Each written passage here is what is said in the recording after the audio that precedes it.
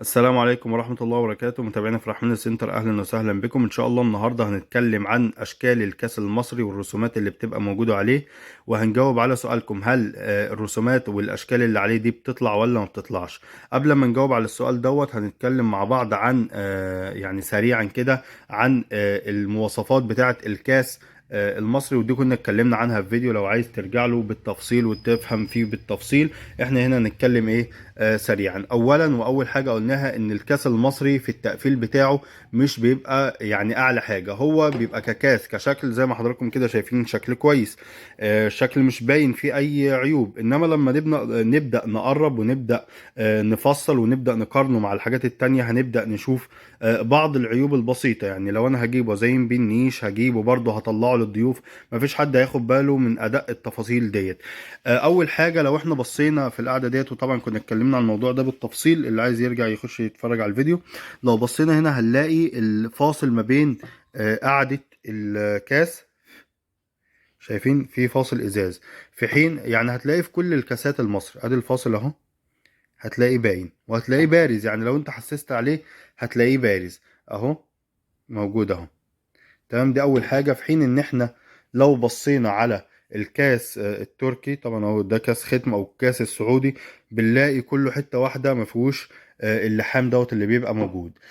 كمان بالنسبه للعيوب اللي بتبقى في الكاس، فالكاس المصري طبيعي فيه ان تلاقيه مش صافي قوي. يعني مثلا لو بصينا كده شايفين دي، يعني ديت من اللي الغلطات، بس دي حاجات بتكون طبيعية في الكاس المصري، مش بتبقى موجودة في كل الكاسات. يعني هي مثلا مش موجودة في الكاس دوت.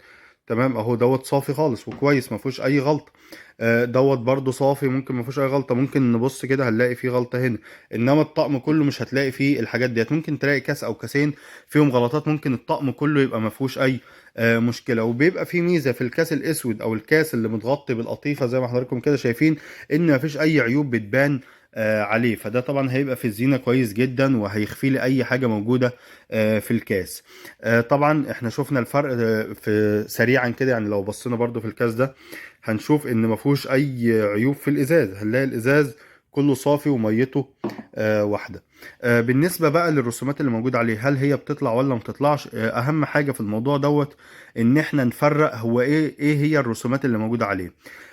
اول حاجه القطيفه ديت، القطيفه ده بيطلع. يعني الكاس اللي بتشوفه كده دوت، دي الخامه دي كده اسمها قطيفه. خدوا بالكم في خامه بتبقى زي البوهيه كده، يعني انت اول ما تفتحها تشم ريحه بوهيه، دي بتطلع على طول بدون نقاش. الخامه القطيفه دي بتطلع، بس يعني ايه، على حسب برضو جوده الكاس. لو محطوط له مثلا مصلب يعني شويه حلوين، بيفضل برضو موجود عليه فتره اطول. يعني سواء كان تركي سواء كان مصري، فهو القطيفه بيطلع. القطيفة بيطلع، وعلى حسب جودة الكاس. في كاس هتطلع على طول، في مش هتطلع على طول. بس هتطلع ازاي؟ مش وهو مركون كده هتطلع، لا، هتطلع لو هي مثلا طلعت فضلت تتغسل بمية بسلك، الكلام ده كله، يبقى القطيفة ديت هتطلع. لو بصينا في القطيفة كده هنلاقي خطوط الذهب. خطوط الذهب ديت في الكاسات اللي بتكون داخلة الفرن، يعني الذهب ده بيخش فرن.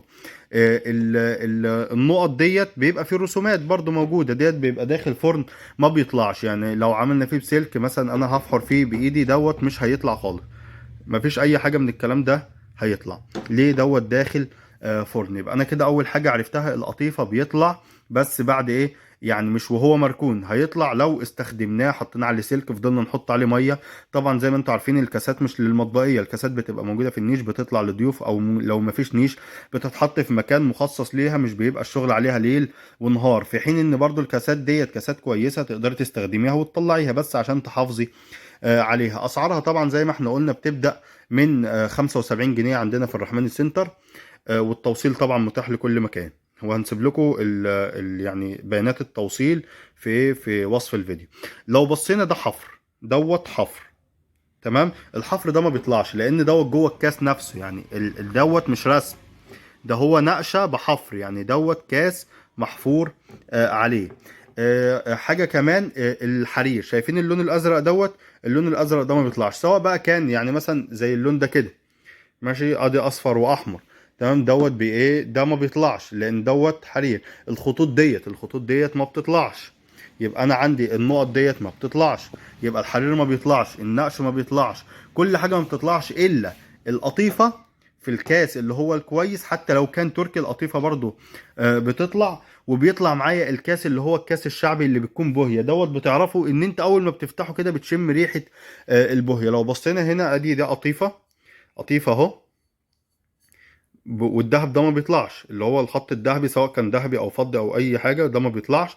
انما القطيفه دوت بالاستخدام زي ما احنا قلنا بيطلع. طيب اسعار الكاسات طبعا بتتراوح من ايه؟ اسعار الكاسات مثلا المصري بتبدا من في الغالب يعني من 75 جنيه لحد 115 جنيه. طبعا اتكلمنا عن الكاس المصري ومواصفاته. شايفين دي، شايفين ده، ادي ده عيب في الكاس، تمام، اللي هو النقطه ديت. واحنا غالبا لو في اي حاجه كده احنا ما بنطلعهاش، يعني مثلا حاجه زي كده ده انا مش هطلعه. انا ببدا برضو اودي للزبون افضل حاجه، والعميل بتاعي لازم يوصله احسن حاجه. وخصوصا الناس اللي بتشتري اونلاين او بيشتروا، يعني بنوصل لهم الحاجه، دول بيكون بننقلهم طبعا الحاجه بعنايه كانهم هم اللي بينقوها بايديهم. وطبعا التوصيل متاح، وان شاء الله هننزل برضو بيانات التوصيل في وصف الفيديو. يبقى احنا كده سريعا قلنا مواصفات الكاس المصري. طبعا اللي هو الخط اللي بيبقى موجود دوت، الغلطات اللي بتبقى موجودة في الكاس، طبعا دي مش بتكون موجودة في الكاس التركي او السعودي، طبعا باختلاف درجات التركي والسعودي. قلنا ان القطيفة بيطلع، قلنا الحرير دوت ما بيطلعش. دي معلومات مهمة، بحيث برضو مش مهم ان انت لو هتشتري من عندي او من غيري، بس تبقى عارفة ما فيش حد ايه يخدعك. خدي بالكم برضو ان في نقط زي كده ما بتبقاش داخلة فرن. النقط اللي مش داخلة فرن ديت بتطلع برضو على طول. اهم حاجة يكون داخل الكاس داخل الفرن. الحرير دوت ما بيطلعش، الذهب ما بيطلعش، وطبعا الحفر ما بيطلعش. وكده نكون عرفنا ايه الحاجات اللي بتبقى ثابتة على الكاس وايه اللي مش ثابت. وشكرا لحسن استماعكم.